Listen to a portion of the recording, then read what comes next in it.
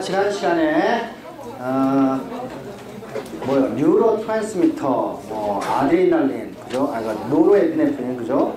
노르에피네프린이나 아세틸콜린이 결석에서 시냅스에 남아있게 되면은 우리가 어떻게 되죠? 그 타겟 오간이, 그죠? 결석에서 액티베이션이 되기 때문에 그거를 제거하는 시스템을 이야기했어요. 그죠? 그래서 그 중에 예를 들면은 노르에피네프린 혹은 세로토닌 혹은 도파민들이 나오게 되면은 노르에피네프린, 세로토닌,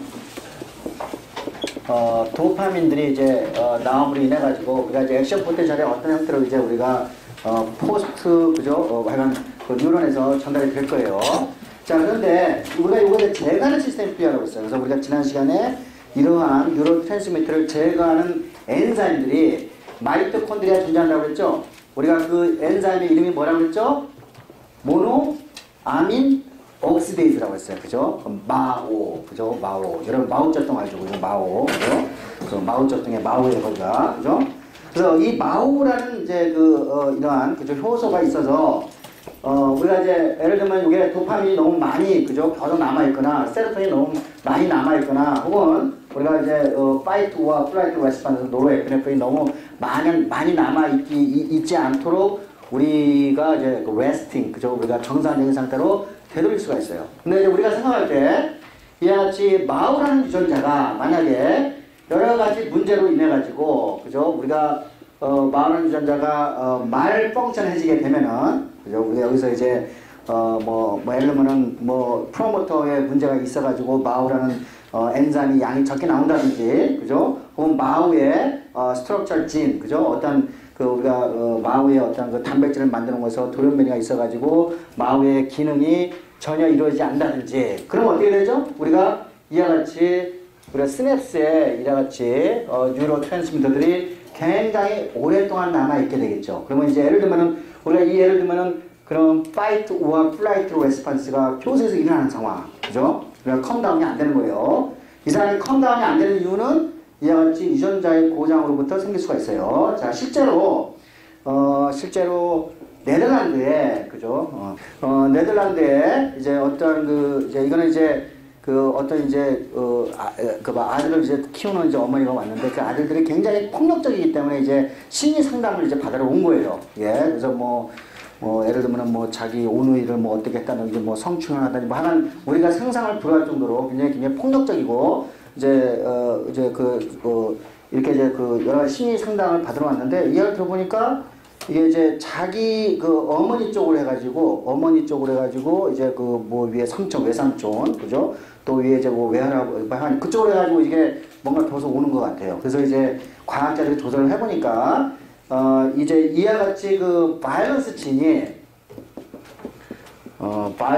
진이죠. 그러니까 폭력 유전자라는 것이, 그죠? 아마도 X 링크드 돼 있다는 것을 이제 우리가 알게 돼 있고, 요거는 이제 엄마 쪽에서 유전이 되는 거죠. 그러니까 이제 XY에서 아마 Y 염색체, 죄송합니다. X 염색체 이제 존재하는 게 X 링크드죠. 그래서 이런 것들 추측하면서 이제 보니까 여기에 지금 뭐예요? abnormal behavior가 뭐하고 있는데 있죠?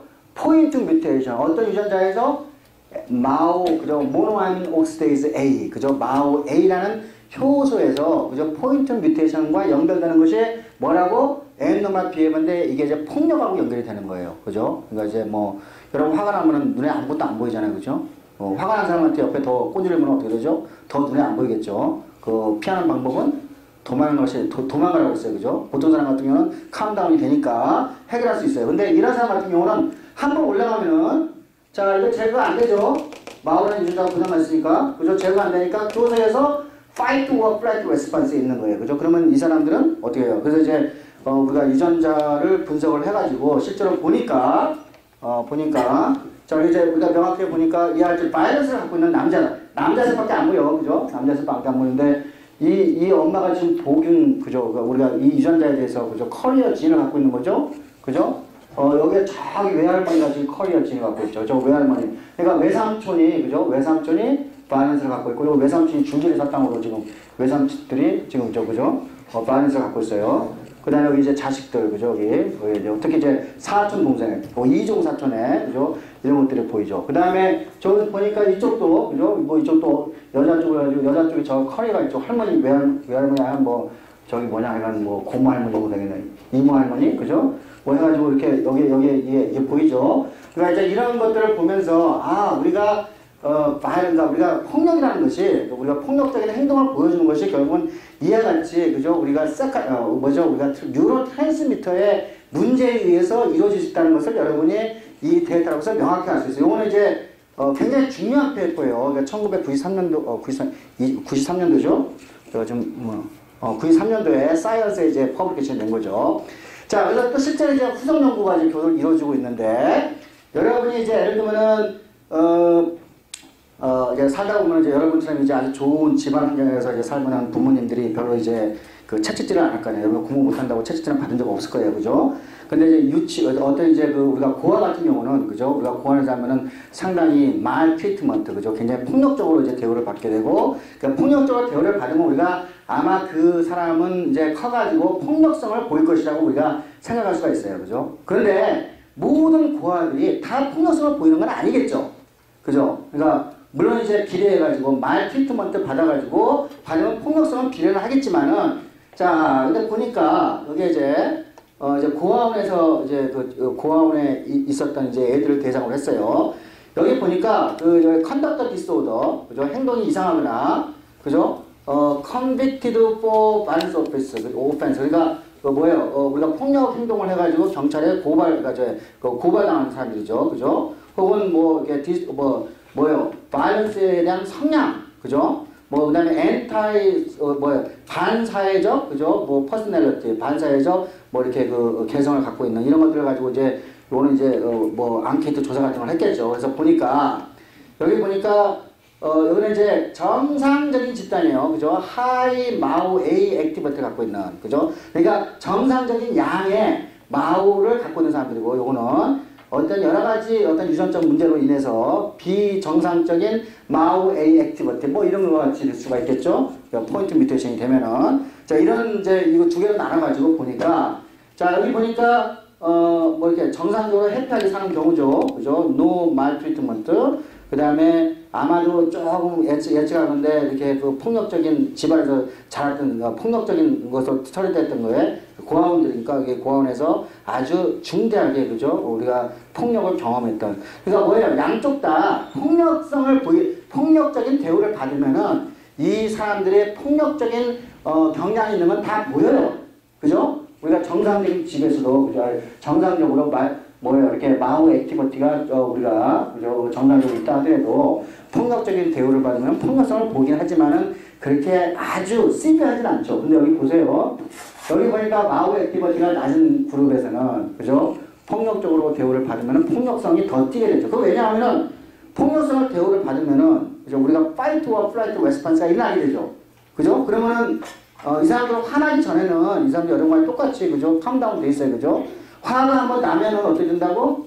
해결이 안 되는 거야. 그죠? 해결이 안 되는 거니까 뭐예요?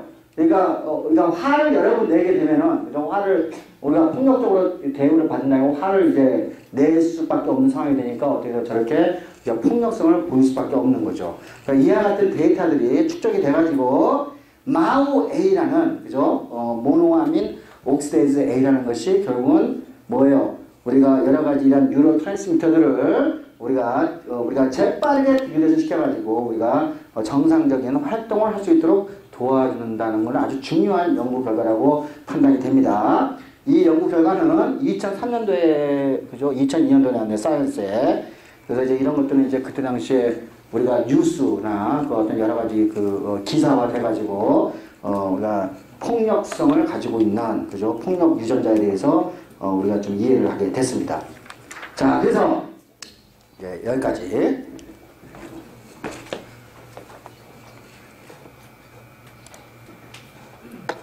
자, 여러분이 이런 사람들을 상대로 해서 심리 상담을 하게 되면 이 사람들을 낫게 할 수 있어요, 없어요? 네? 낫게 할 수 없죠? 심리 상담 가지고 안 돼요. 이 사람들은 뭘 해야지? 마우 액티비티를 증가시키게 하거나, 그죠? 유전자를, 뭐 이렇게 우리가 교체하는 그런 방법으로 가야 될 거라고 여러분이 생각이 되겠죠? 그래서 여기서 심리 상담은 전혀 도움이 안 되는 환자분들이 되겠어요. 자, 그래서 이제 우리가 지난 시간에 그림 11-9를 본 거예요. 그죠? 11-9를 이제 이야기를 하면서 요거를 이야기를 했어요. 그래서 노르에피네프린이 이제 나오는 과정은 우리가 심파테틱 뉴런에서 이제 그 마지막 단계에서 나오는 걸 봤어요. 그죠? 자, 근데 이게 심파테틱 뉴런 중에 이제 요게 지난번에 우리가 배웠듯이 아드레날 글란드로 이제 우리가 가게 돼요. 그림 11-10을 보세요. 우리가 이제 지난 시간에 이제 우리가 이미 그 터미널은 다 이야기를 했기 때문에 제가 더 이상 자세는 안 하고 이렇게 이제 아드레날 글란드가 이렇게 있는데 자, 심파테틱 뉴런이 우리가 파이트와 플라이트 레스폰스가 일어나게 되면은 자, 심파테틱 뉴런이 뭐 이렇게 한번 어떻게 돼? 이렇게 해가지고 이제 이렇게 어디에요? 우리가 이제 이렇게 아드레날 글란드 쪽으로 이제 이동을 하게 돼요. 요게. 그리고 이제 아드레날 글란드에서 여기에서 노르에피네프린이 나오게 되고 그리고 여기서 이제 우리가 이 타겟을 직접 작용을 해가지고 뭐가 나와야 되는데 우리가 이제 이와 같이 첫 번째, 두 번째 뉴런이 있을 거라고 이렇게 생각할 수가 있겠죠. 아드레날 글란드 쪽에 연결되는 거. 근데 요거는 이렇게 연결이 안 되고 바로 CNS에서 그죠? 우리가 첫 수에 바로 CNS에서 우리가 하나의 뉴런이 바로 아드레날 글란드로 연결이 돼요. 이해하셨죠? 자, 여러분 이제 아주 중요한 터미널로지를 내가 하나 얘기를 해드리겠습니다. 어떤 기관이나 세포의 안쪽을 우리가 메둘라라고 표현을 합니다. 그 다음에 세포의 바깥쪽 층, 그죠? 세포의 그러니까 뭐 안쪽 말고 바깥쪽 층이나 어떤 오르간의 바깥쪽 층을 우리가 콜텍스라고 표현합니다. 이게 이제 우리나라로 이게 피층이라는 뜻이에요. 피층, 이게 콜텍스라고 표현합니다. 그래서 이와 같이 우리가 이렇게 약속을 하는 거예요. 그죠? 메둘라는 그러니까 우리나라 말로 뭐가 되나? 안쪽에 있는 그죠? 우리가 안쪽 층이라는 뜻이고 콜텍스는 바깥쪽 층이라는 표현을 해요. 그래서 예를 들면은 여러분이 호르몬 이름 중에 여러분 이제 외우기 아주 좀 머리 아픈 호르몬이 하나 있어. 글루코 그죠? 코티코이드라는 호르몬이 있어요. 요거 어렵지 않아요. 왜냐하면은 글루코는 뭘 말하는 거야? 글루코스를 이야기하는 거예요. 그죠? 글루코스 그죠? 자, 코티코 여기는 코트는 뭐에서 온 말이야? 콜텍스에서 온 말이죠. 콜텍스. 어딘지 모르겠는데 하여간 요 호르몬은 어느 기관의 콜텍스에서 나온다는 뜻이겠죠. 그 다음에 요거는 코이드는 요거는 코이드 그죠? 스테로이드 호르몬 뜻이에요. 이거는 스테로이드 호르몬. 스테로이드에서 나오는 그죠? 여기 이제 그래서 이 코티코이드는 스테로이드 호르몬인데 어느 기관에 콜텍스 나오고 아마도 글루코스를 올리는 그죠? 포도당에 혈중에 글루코스 양을 올리는데 쓰는 호르몬일 거라고 생각이 들 거예요. 여러분도 이름만 드시거든요. 미네랄로 코티코이드 그죠? 이렇게 쓰는데 요거는 아마도 뭐죠? 그러니까 미네랄이니까 뭐 칼슘이나 어떤 뭐 이렇게 아이온들의 농도를 올리는데 상업가고 여러분이 이 말을 쓸 수 있죠. 똑같이 콜텍스 나오고. 그러니까 이 이제 아드레날 글란드가 이렇게 있는데 그죠? 아드레날 글란드가 있는데 이 아드레날 글란드에 우리가 이제 예를 들면 어떻게 표현하나 이렇게 표현합시다. 그 아드레날 글란드의 안쪽을 뭐라고? 우리가 메둘라라고 하면 되겠죠? 그죠? 바깥쪽 층을 우리가 아드레날 콜텍스 하면 될 거예요. 그죠? 콜텍스. 그죠? 자, 근데 자, 우리가 이제 파이트와 플라이트 레스폰스가 시작이 되면은 우리가 이와 같이 오토노머스 뉴런이 그죠? 직접 여기로 직접 가겠죠. 이렇게 두 개를 안 거치고 하나의 뉴런으로만 쭉 가게 돼요. 그럼 여기에서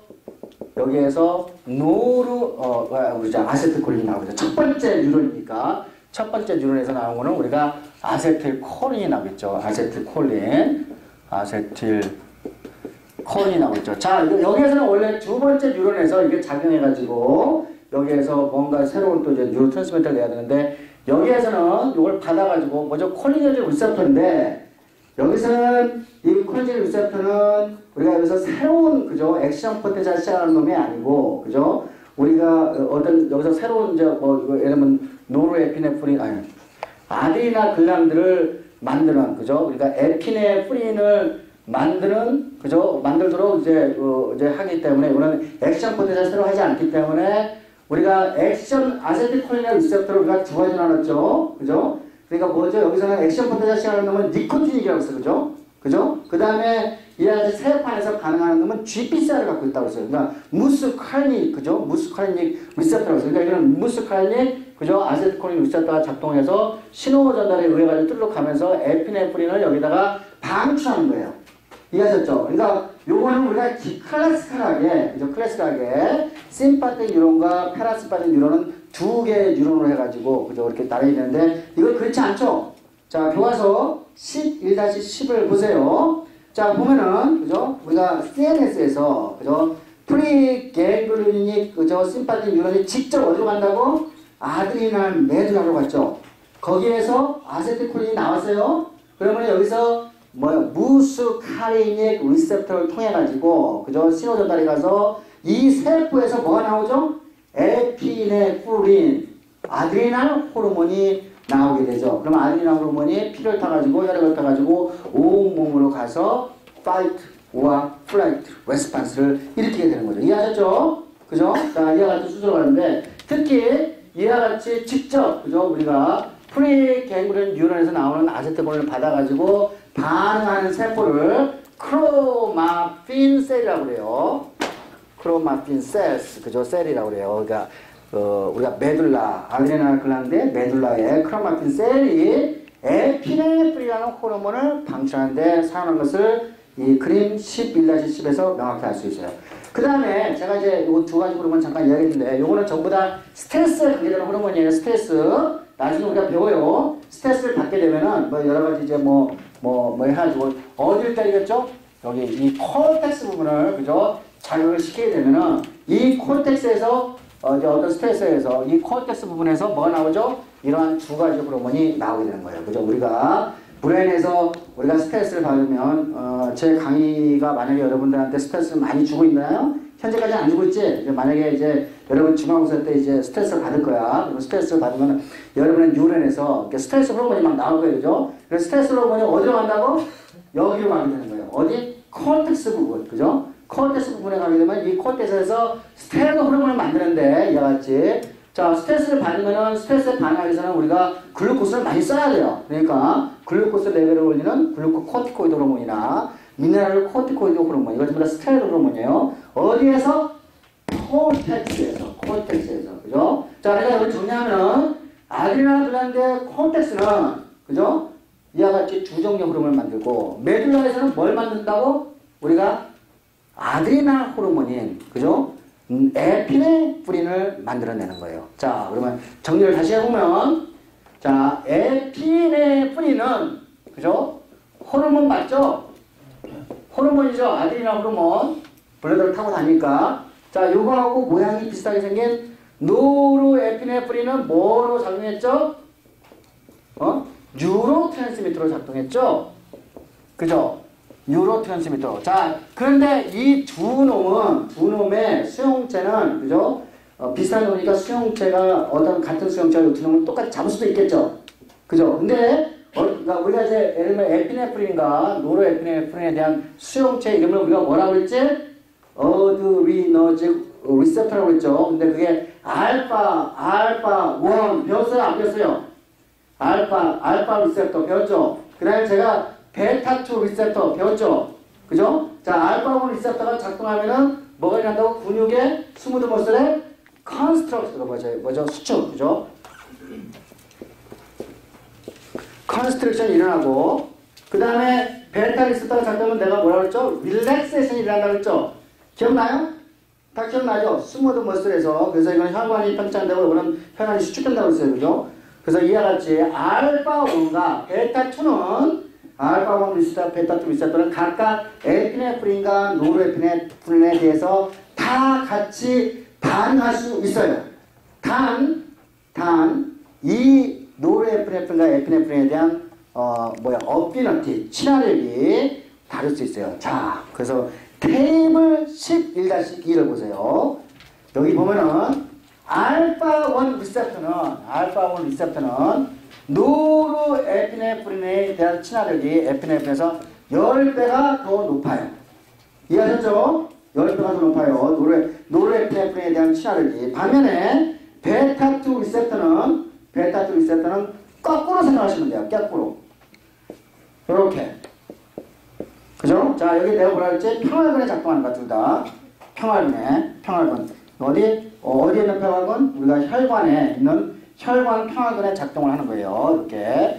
그러니까, 자, 노르에피네프린이 더 이제 작동한다는 얘기는 뭐예요? 우리가 파이트와 플라이트 레스판스에 의해서 굉장히 빠르게, 그죠? 굉장히 빠르게, 창자라고 하는 그죠? 혈관은 굉장히 빠르게 어떻게 되겠어요? 우리가 수축이 되죠.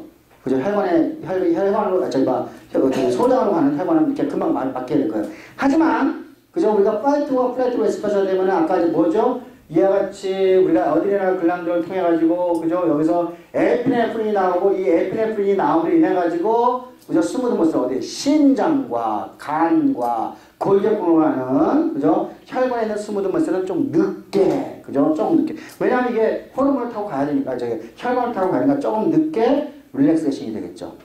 두 개 구별할 수 있죠? 그죠? 요거. 자, 근데 여기서 내가 하나만 더 추가할게. 하나만 더. 그죠? 컨스트럭션. 자, 요거하고 치아를 비슷한 놈이 하나 있어.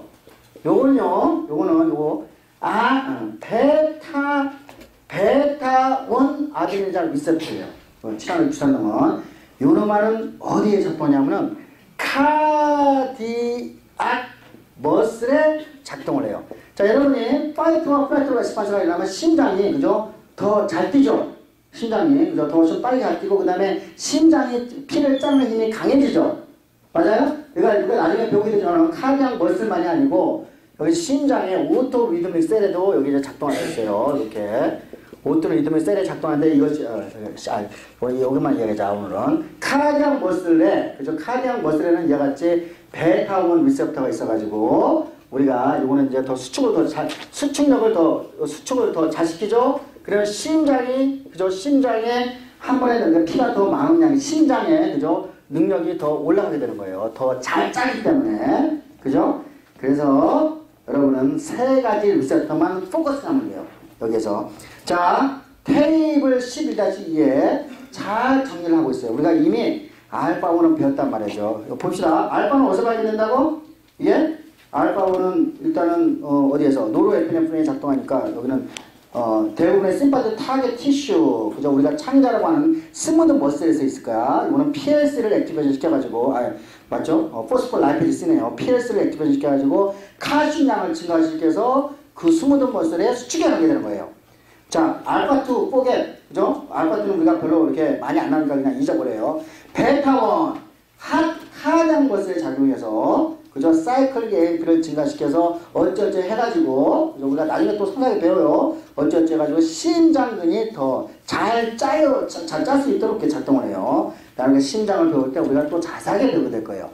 베타2 우리가 배웠어요. 베타2 이것도 사이클 AMP를 증가시켜서, 그죠? 사이클 AMP 이거는 이제 역시 마찬가지로 심장, 간, 골격근으로 가는 혈관의 스무드 머슬에 작동해서 사이클 AMP를 통해서 릴렉세이션을 하도록 도와준다고 이미 배웠어요. 자, 요것만 기억하시면 돼요. 자, 다 기억할 수 있어요? 그죠? 여기까지 잘 따라하고 있습니까? 어려워요? 자, 여러분이, 그죠? 우리가, 우리가 지금 일단은 여러분이 레스팅 포텐셜, 액션 포텐셜은 이제 완전히 이제 잡았죠? 그죠? 그 다음에 여러분이 신호 전달. 내가 신호 전달 몇 개 이야기해서 GPCR하고, 그죠? RTK하고, 그죠? 채널만 이야기했어요. 그죠? 근데 GPCR에서 내가 알파1 리셉터하고 베타2 리셉터 이미 이야기를 했죠. 여기서 거기다 하나만 더 추가한 거야. 베타1 리셉터. 우리 아직 여기서 상세한 신호 전달 아직 안 봤어요. 우리 나중에 보게 돼요. 그죠? 그래서 이와 같이 3개. 그죠? 그 다음에 GPCR은 우리가 인슐린. 그죠? 다 기억나죠? 인슐린 신호입니다. 그 다음에 세 번째가 뭐였어요? 세 번째가 우리가 채널로 작동하는 거였죠. 채널. 아세틸콜린 리셉터. 뭐였죠? 무스칼릭이에요? 니코티닉이에요? 채널을 작용하는 게. 니코티닉이었죠. 니코티닉. 그죠? 자, 니코티닉 한번 봅시다. 니코티닉. 자, 니코티닉 하기 전에, 니코티닉부터 먼저 가버리죠. 그림 11-12를 보세요. 그림 11-12. 자, 제가 이제 이미 요걸 이야기를 해줬어요. 신경세포하고 근육세포하고 만나는 그 지점을 뉴로머스큘라 정션이라고 이미 정의를 한 적이 있어요, 없어요? 정의를 했죠? 예. 자, 우리가 소매틱, 그죠? 우리가 모토 뉴런이 이제 오게 되면은, 자, 이게 근육세포야, 이렇게. 근육세포야. 그러면 이제, 여기서 뭐, 자세히 하죠. 여기서 뭐가 나온다고 그랬죠? 아세틸콜린이 나온다 했어요, 아세틸콜린. 기억나죠? 그죠? 그럼 아세틸콜린이 나오면, 자, 이 아세틸콜린에 대한 수용체는 다음과 같이 생겼다고 했어요. 이게 뭐라고 했지? 원래는 소듐과 포타슘을, 그죠? 포타슘에 관한 채널이야. 근데 아세틸콜린 수용체로 작동을 하죠. 자, Na 플러스는 세포 바깥쪽에 많아, 안쪽에 많아? 우리가 세포 바깥쪽에 많으니까 Na 플러스가 안으로 들어오겠죠. 이걸 통해서 K 플러스도 이렇게 이제 바깥으로 나갈 거야. 그런데 사실은 이 채널은 한 10배 정도가 Na 플러스가 훨씬 더 많이 나가요. 자, Na 플러스하고 포타슘이 나오는데 Na 플러스, 그러니까 소듐에 대한 퍼미어빌리티가 10배 이상이에요. 10배 이상. 그죠? 10배 이상. 그죠? 10배 이상이에요. 그러면 포타슘 별로 신경 안 써도 되겠죠? 됐어요? 포타슘 별로 신경 안 써도 돼. 그죠? 소듐이 워낙 많이 나가니까. 그러니까 포타슘 신경 쓰지 말자고. 간단하게. 그러면 소듐이 안으로 들어오죠? 그러면 안으로 이게 플러스가 들어오게 되면 뭐가 되지? 디폴라리제이션을 하죠. 디폴라리제이션이라고 그러면 이것을 의해 가지고 포타슘 채널이 포타슘 채널이 열리게 되면은 액션 포텐셜 시작하는 거예요. 그죠? 액션 포텐셜. 자, 이 액션 포텐셜 나중에 어떻게 칼슘 채널이 이제 변화되는지는 이따가 이제 한번 이야기를 하고. 자, 여기서 이야기를 하고 싶은 거는 자, 이와 같이 이 아세틸콜린에 대한 수용체가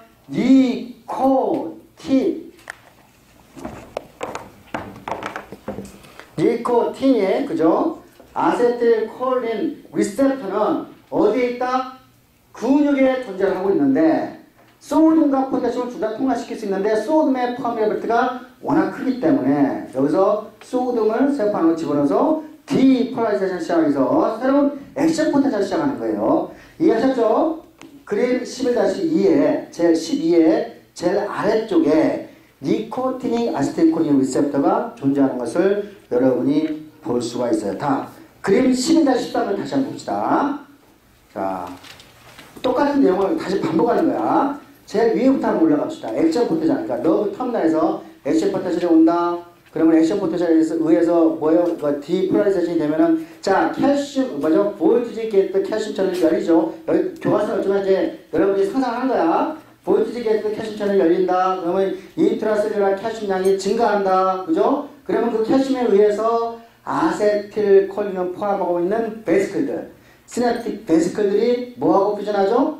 플라즈마 멤브레인과 퓨전을 하게 되죠. 그러면 아세틸콜린이 엑소사이토시스에 의해서 그죠? 시냅스 클래프트에 나오게 되죠. 자, 그러면은 그죠? 그러면은 근육 세포에 그죠? 근육 세포에 우리가 이제 그 뉴로머스큘러 정션의 근육 세포의 밑에는 뭐가 있죠? 우리가 아세틸콜린 리셉터, 그러니까 콜리네질 리셉터가 있는데 그것이 니코티닉 콜리네질 리셉터가 지금 여러 개 보이고 있죠. 제일 아래쪽에 보니까 그죠? 아세틸콜린이 결합을 하게 되면은 소듐과 포타슘이 둘 다 왔다 갔다 할 수 있는데 소듐의 퍼미어빌리티가 포타슘의 퍼미어빌리티 몇 배보다 더 크다고? 10배가 더 크니 그죠? 소듐의 퍼미어빌리티만 계산해주면은 이것에 의해서 디폴라리제이션이 일어나는 것을 여러분이 알 수 있죠. 그죠? 그래서 여기에서 우리가 새로운 액션 포텐셜이 시작이 되는 거예요. 자, 여기까지 여러분이 이제 지금까지 이제 우리가 구체적으로 우리가 오감들을 하나씩 보기 전에 모든 기초 작업이 다 끝났습니다. 예. 오늘이 몇 주째지? 3주째. 맞지? 4주째. 4주째가 되는구나. 3주 동안, 지난 3주 동안 우리가 이제 챕터 12부터 이제 우리가 끝까지 계속 가게 될 텐데 모든 기초 작업을 다 끝냈습니다. 자, 여기까지 여러분이 강의 여기까지 오는데 잘 이해가 안 되는 부분이 있으면은 지금 좀 질문을 좀 해주시기 바래요. 다 이해 다 넘어갔나요? 한번 좀 확인을 한번 해볼게요.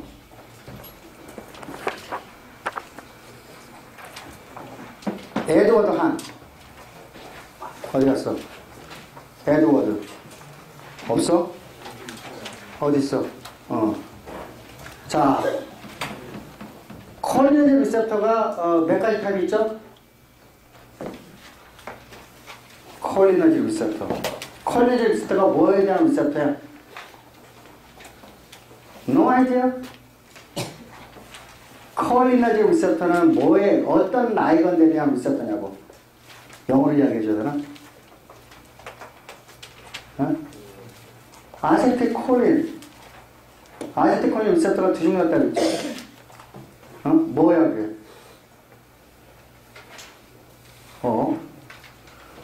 너 코넬 대학 나오고 다니고 있잖아 지금. 너 코넬 대학의 명성에 지금 먹칠하고 있어. 그거 이해 못하고 있어? 코넬 리셉터 내가 그렇게 오랫동안 설명했는데, 지난 시간에도 설명하고 지금 이번 시간에도 설명했는데, 하나는 니코틴에 대한 치료를 갖고 있는 리셉터. 뭐라고?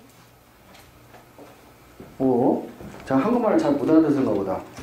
자, 그러면은 배정원 어디 있어요? 어디? 자, 그 아세틸콜린에 대한 리셉터 뭐라고? 이름이 뭐라고? 아세틸콜린 리셉터의 이름이 뭐라고? 두 종류가 있지. 일단 콜린제로 리셉터라고 그래. 두 종류가 뭐가 있어? 니코틴에 대한 치아를 갖고 있는 거. 그 다음에 그죠? 무스카린. 무스카린은 버섯에 존재하는 화합물이라고 써요. 그죠? 자, 그럼 니코틴에 대한 치아를 갖고 있는 니코틴이 그 콜린제 리셉터는 내가 계속 질문하고 있어. 배정원. 그게 GPCR이야? 아니면은 채널이야? 채널이죠. 그죠? 그 정도면 확인이 될 것 같아요. 송경민. 어디? 송경민. 자, 우리가 우리가 에피네프린에 대한 리셉터 이름이 뭐라고? 그렇지. 아드레닌 리셉터. 그죠? 그 아드레닌 리셉터는 내가 크게 몇 가지 타입이 있다고 그랬지? 두 가지. 뭐죠?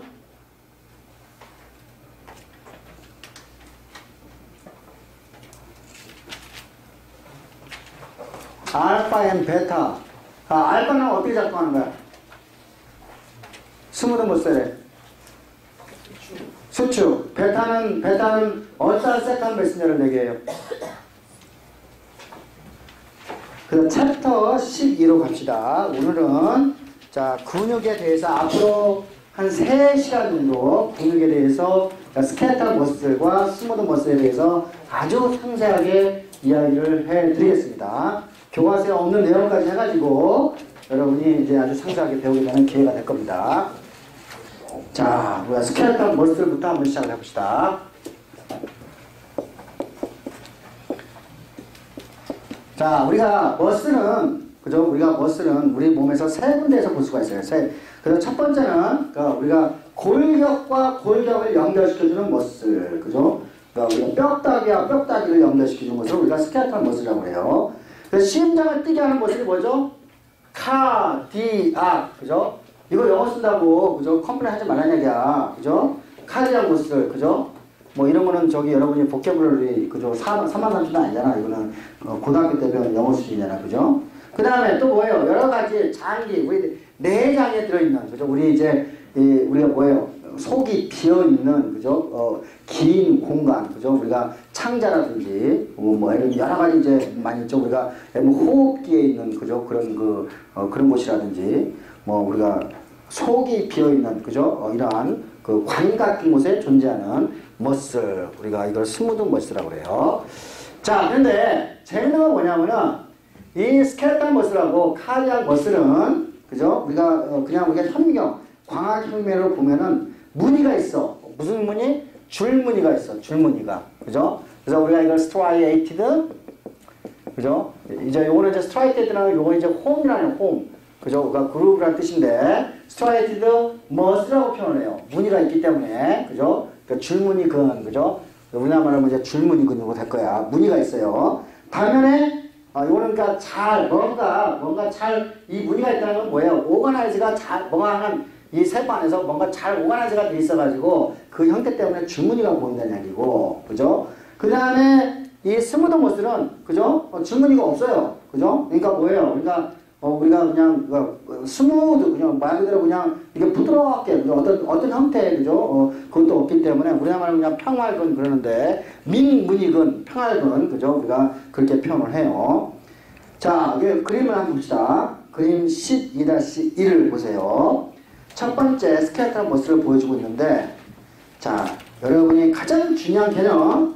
자, 스켈레탈 머슬은 이와 같이 스켈레탈 머슬이 될 수 있는 세포를 우리가 뭐라고 하냐면은, 우리가 그냥 여기서는 마이오 블라스트라고 표현합시다. 그렇게. 마이오라는 말은 근육이라는 뜻이야. 우리가 조석을 보게 돼요. 그건 세포라는 뜻이고. 그러면 요게 이제 세포의 핵을 하나씩 갖고 있어. 이렇게. 자, 그러면은 요게 이제 어떤 조건을 주게 되면은 이 세포가 서로 퓨전을 하게 돼요. 융합을 하게 돼. 세포 융합이 일어나요. 세포 융합이 일어나게 되면은, 그죠? 그럼 어떻게 되겠어요?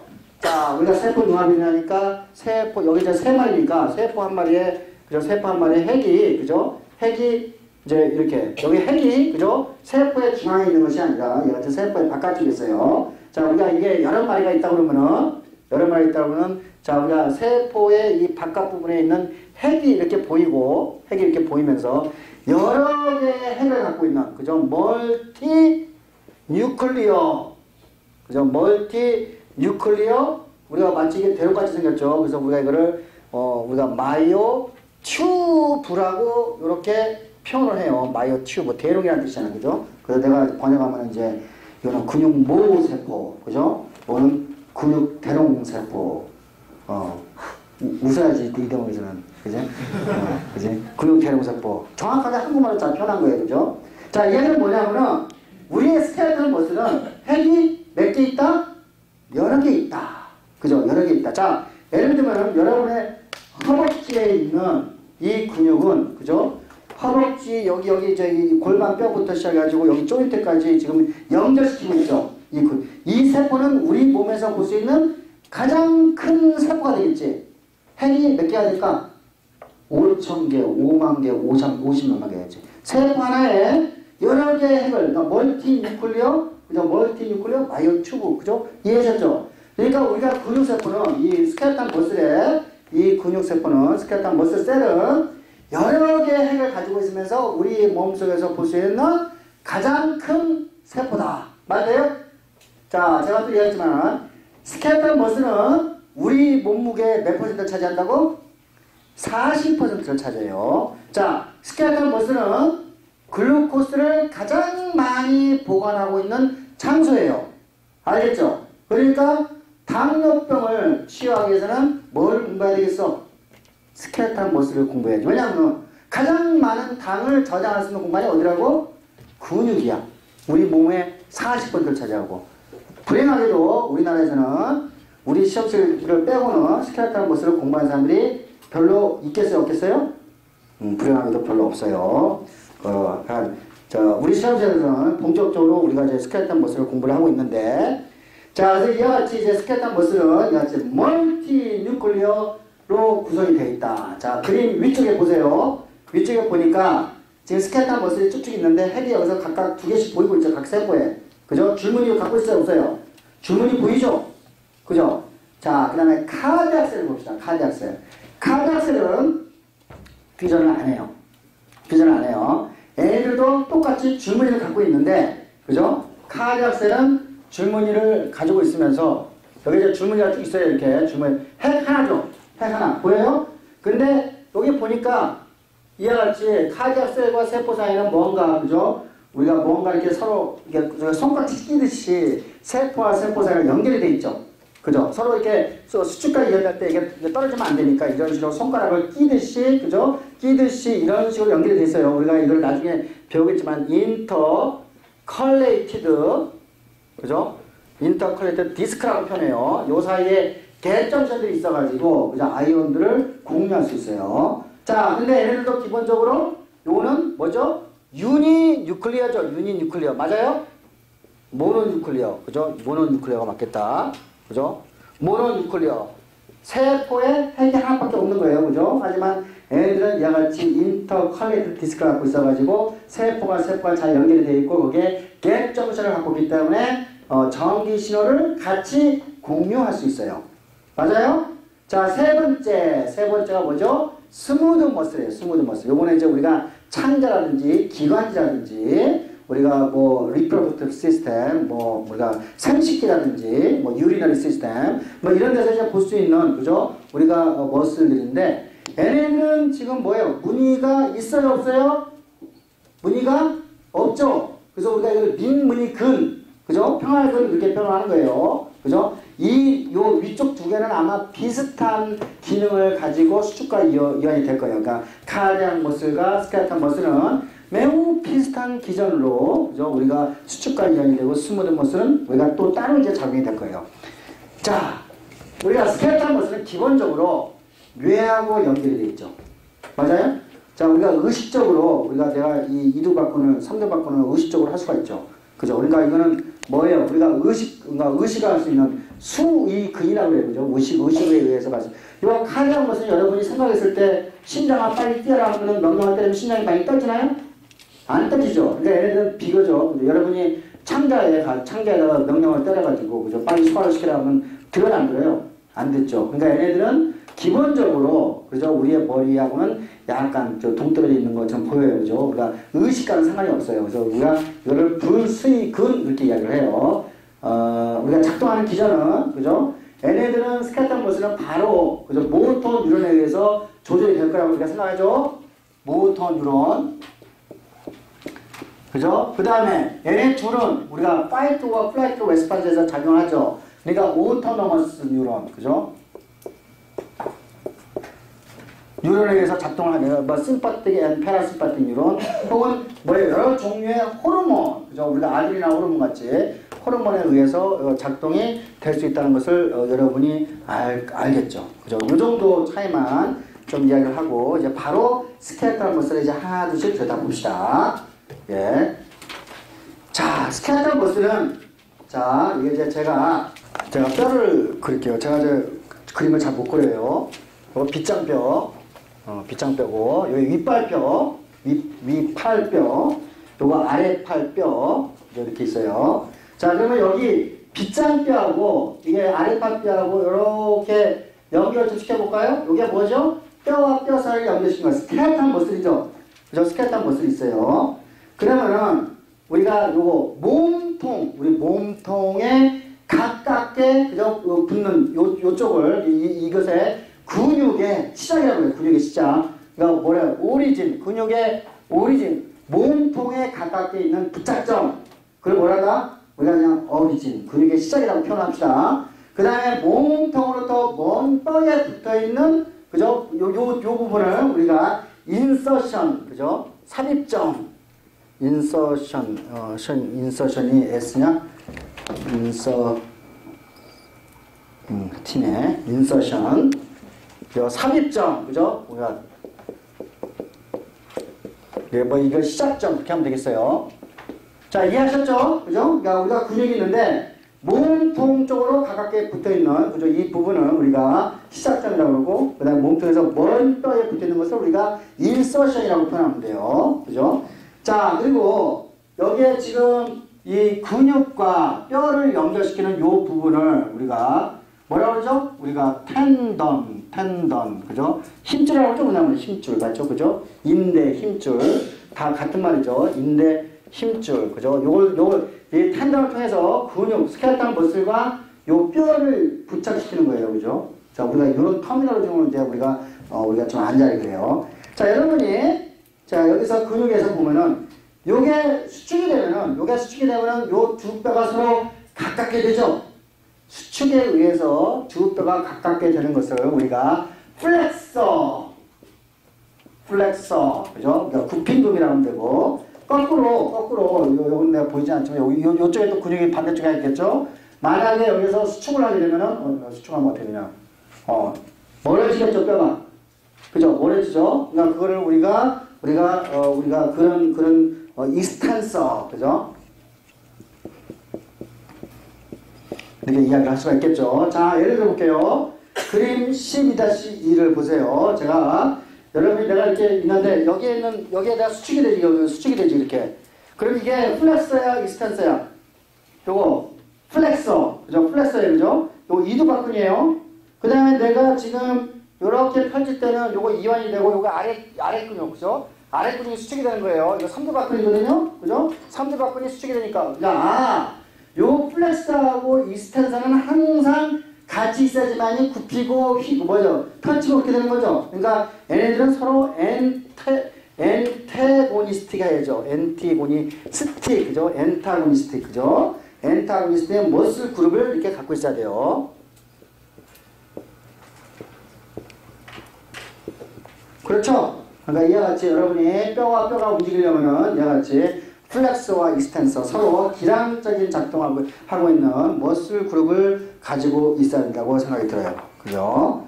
자, 이하진 어딨어? 자, 내가 이두박근, 삼두박근 했는데 또 다른 엔타고니스틱 머슬 그룹이 어디에 있어? 한번 예를 한번 들어봐. 일어나서 한번 네가 시안을 보여줘도 되고. 어디? 다리 어디? 정확하게 어디?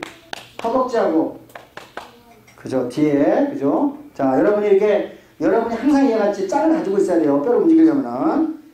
자, 그러면 이제 여러분이 근육의 해부를 이제 여러분이 이해를 해야 돼요. 근육의 해부.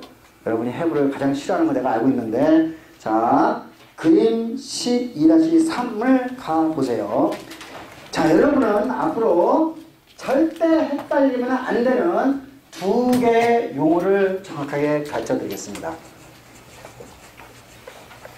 자, 머슬 파이버.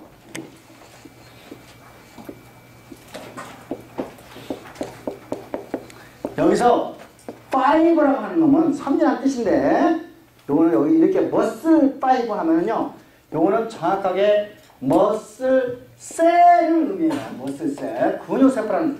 자, 파이버는 그 다음에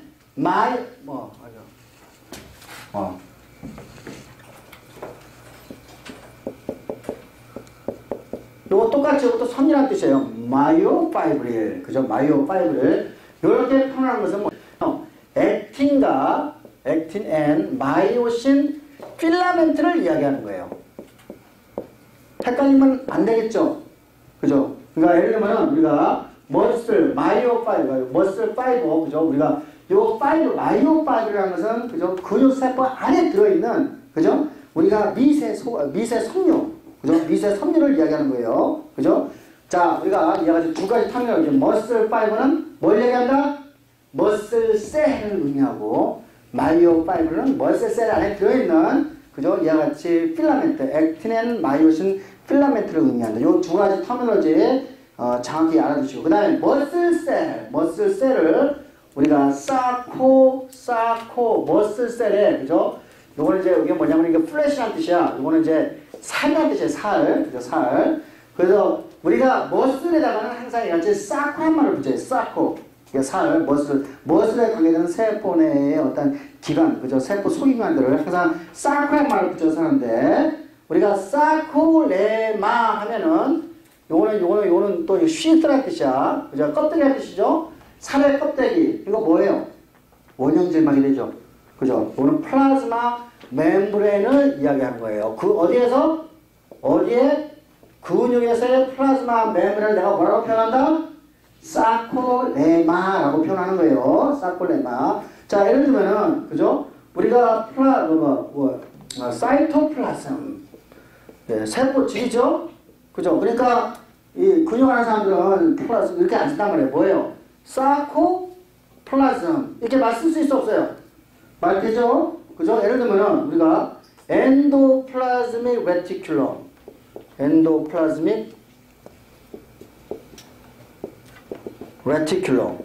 자, 근육 생략자들은 이렇게 안 쓰죠. 자기가 잘났다고, 그죠? 꼭 다른 말 쓰죠. 사코플라즈믹 뭐예요?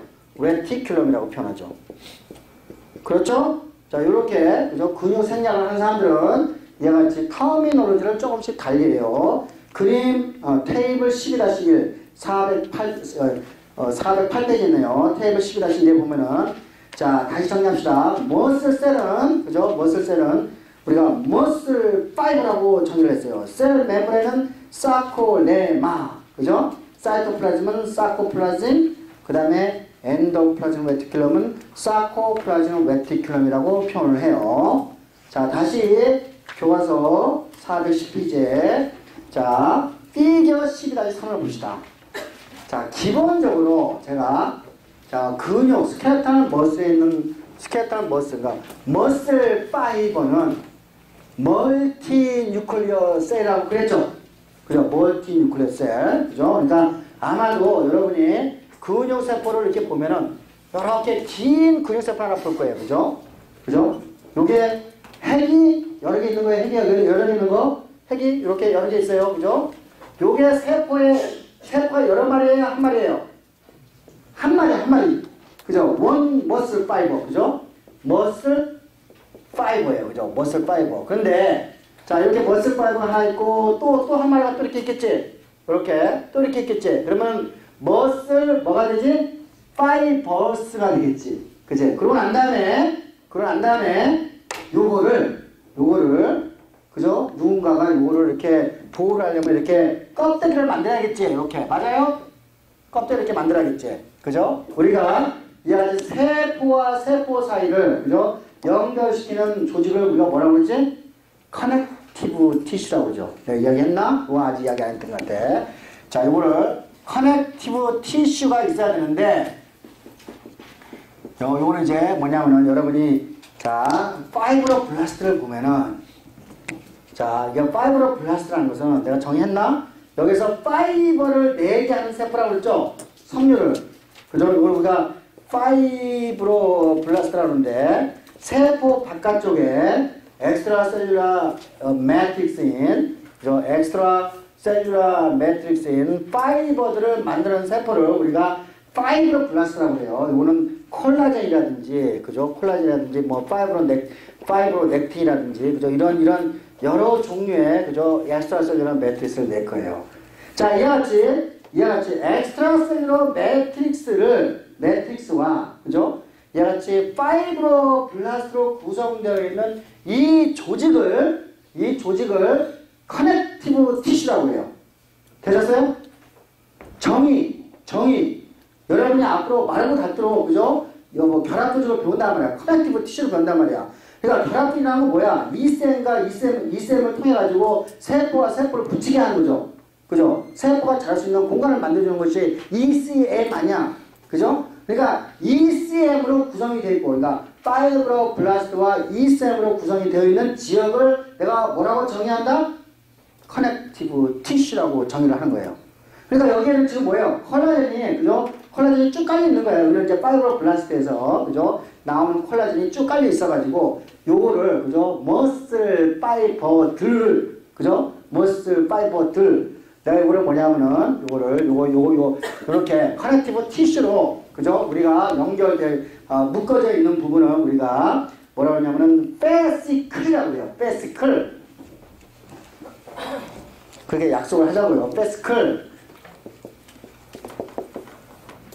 스펠링 맞을 거예요. 그죠? 베스클. 그죠? 자, 이 베스클. 커넥티브 티슈로, 이게 뭐예요? 포장이 되는 거예요. 웹핑이. 포장이 되는 것을 우리가 하나의 베스클. 이 하나의 베스클은 여러 개의 머슬 파이버들이 있는 거예요. 그죠? 그 다음에 머슬 파이버들은 여러 개의 핵을 갖고 있는 우리 눈에서 보는 가장 큰 세포들이 이렇게 있는 거예요. 그러니까 베스클에는 여러 종류, 여러 개의 머슬 파이버들이 있는 거예요. 이해하셨죠? 근데 이 머슬 파이버들이 이 베스클들이 하나가 아니라 두 개 또 세 개 이렇게 될 수 있죠?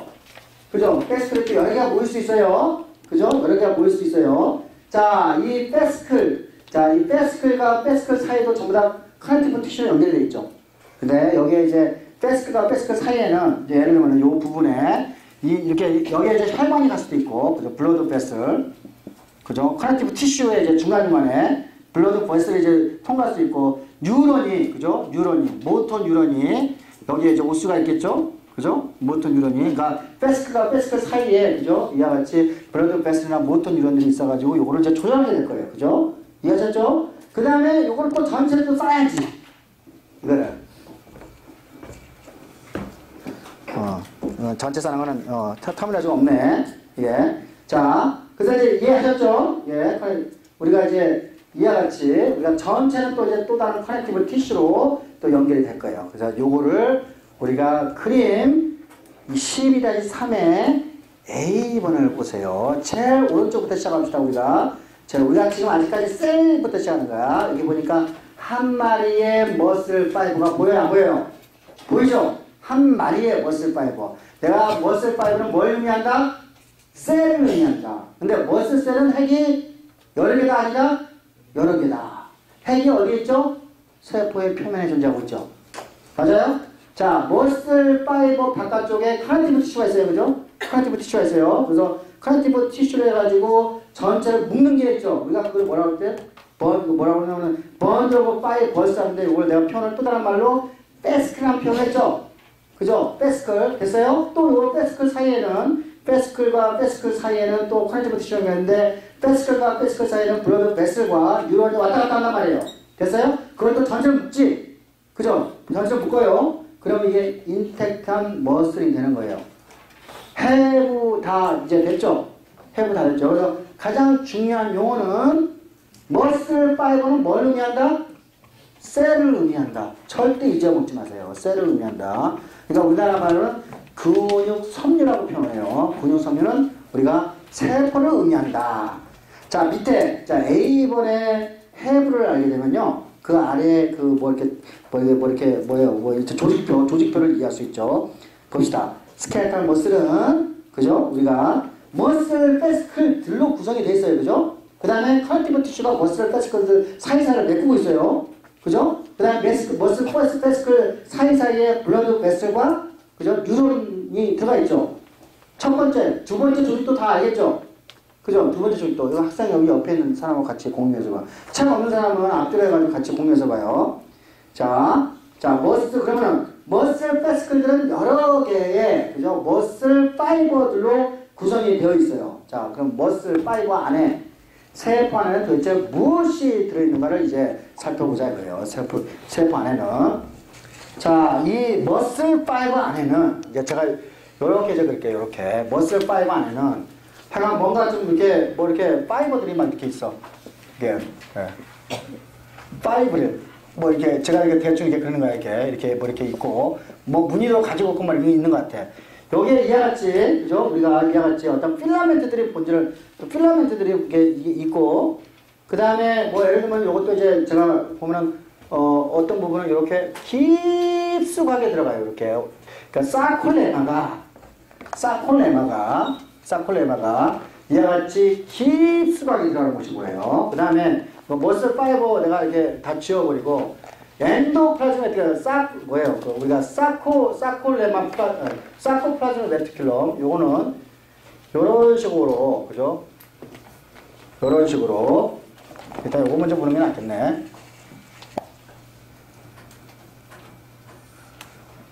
요런 식으로 이제 존재를 해요. 자, 요게 이제 뭐죠? 우리가 사코레마 그죠? 예, 원형질막이라고 있어요. 그죠? 원형질막을 따라서 가보니까 안으로 깊숙하게 들어가 있네? 깊숙하게 들어갔네? 요 공간, 깊숙하게 들어간 공간을 우리가 트랜스버스, 그죠? 튜블이라고 표현해요. 그래서 요걸 T튜블이라고 이렇게 약칭해서 표현해요. T튜블. 요건 나중에 전기 신호를 세포의 안쪽까지 깊숙하게 집어넣는 데 필요해요. 전기 신호를. 그러니까 여기서 우리가 액션 포텐셜이 얘기해요. 전기 신호가 있으면은 요걸 세포 깊숙하게 집어넣는 데 필요해요.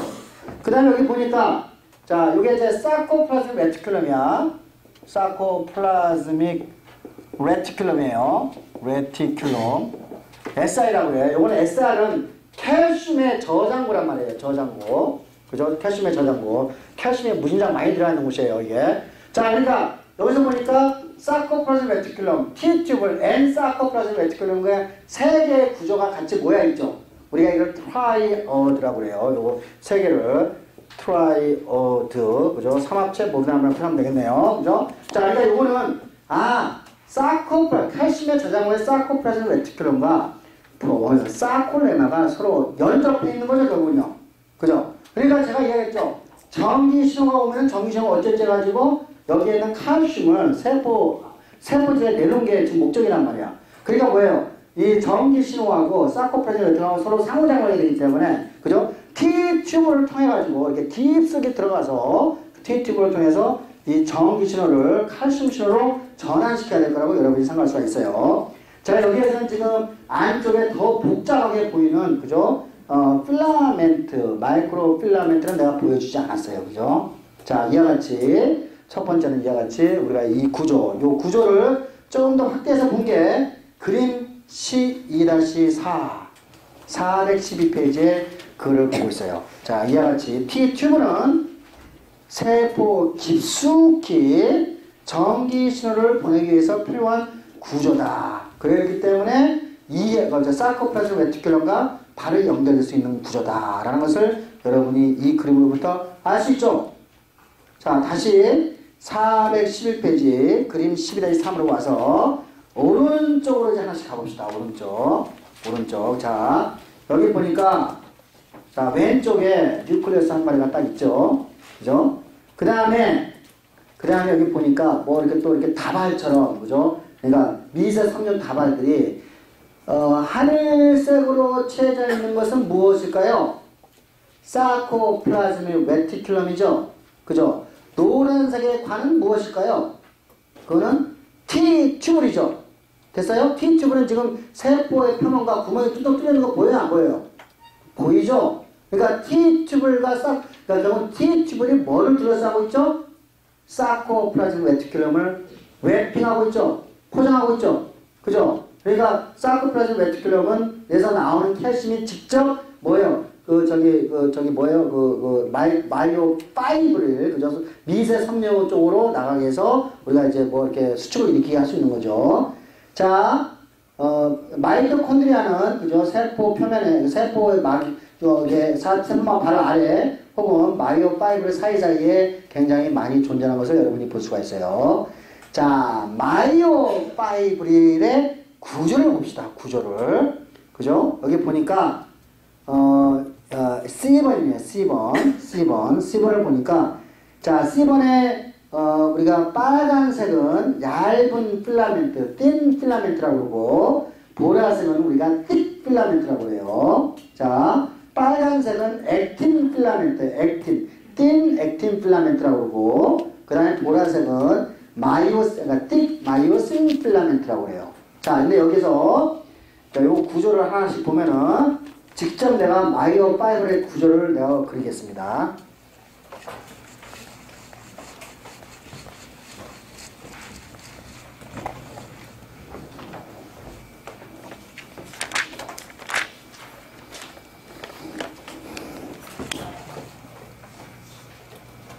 이렇게 했고,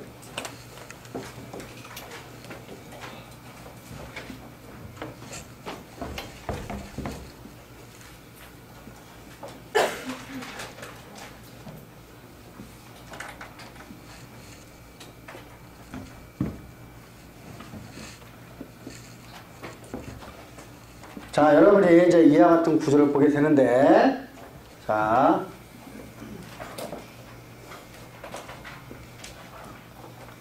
이것이 교수에서 반복되는, 이런 구조가 반복되는 구조를 보게 돼요. 예.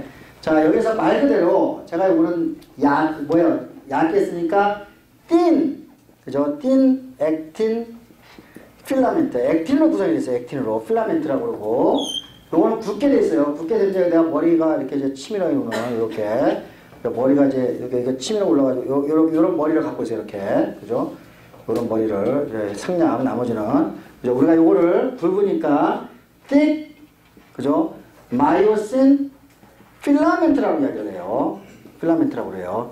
자, 일단은, 자, 우리가 액틴 필라멘트 봅시다. 얘네들은, 자, 이와 같이 액틴은 이렇게 동그랗게 됐어. 그래서 우리가 그죠? 글로블라 액틴이라고 표현해요. 그 동그랗게 생기는 거를. 그래서 G 액틴이라고 그래요, 이거를. 자, 이 G 액틴은, 그죠? 얘네들끼리 염주 모양으로 요렇게 갈 수가 있어요, 이렇게. 근데 염증을 하는데, 하나가 뭐예요? 이렇게 한 쌍이, 그죠? 한 쌍 이렇게 나선형으로 꼬이게 되죠. 이런 식으로 꼬이게 되죠. 그죠? 자, 그럼 뭘 형성하죠? 우리가 필라멘트를 형성하게 되는 거죠. 그죠? 필라멘트. 그래서 우리가 파이버, 그죠? 파이버를 형성하게 되죠. 그러니까 오늘 파이버를 형성하는 액틴이라 가지고 이거를 F 액틴이라고 표현을 해요. 자, 이와 같이 우리가 액틴은 이게 아주 글로벌한 폼에서 우리가 파이버 형태로 왔다 갔다 할 수 있어요. 그죠? 자, 근데 우리가 기본적으로 여기에 액틴 필라멘트는 이와 같이 이런 형태로 존재를 하고 있어요. 그 다음에, 자, 요거 이거 마이너스를 보면은, 마이너스는 기본적으로 구조가 이렇게 생겼어요. 이렇게 머리가 이렇게 있고, 여기 휘게 되는 경첩 부분이 있어요. 이렇게 경첩 부분이 이렇게 있고, 이렇게 이제 꼬리가 있어요. 근데 여기에 서로 한 마리, 두 마리, 그죠? 세 마리, 네 마리, 다섯 마리, 계속 모이게 어떻게 되죠? 모이게 되면 이게 굵어지죠? 그죠? 이와 같이 머리를 치면은 요 부분을 우리가 마이오신, 틱 마이오신 필라멘트라고 이야기를 해요. 자, 근데 여기서 보면은 지그재그 형태로, 그죠? 우리가 이제 그 지그재그 형태로 모양을 여러분이 보게 되는데, 이건 지그재그의 모양에서 우리가 Z 플레이트, G8이라고 하면 되죠? 그죠? 우리가 Z 플레이트. 죄송합니다.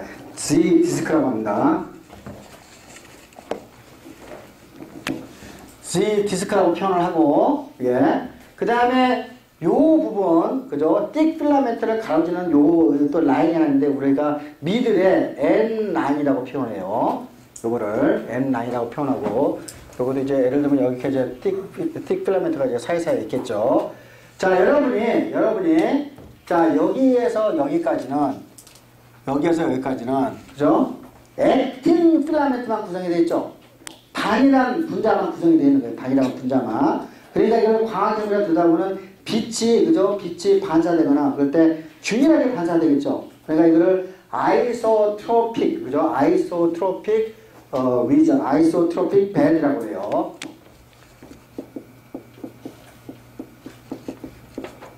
해가지고 아이소트로픽은 균질하게 반사가 된다는 뜻이에요.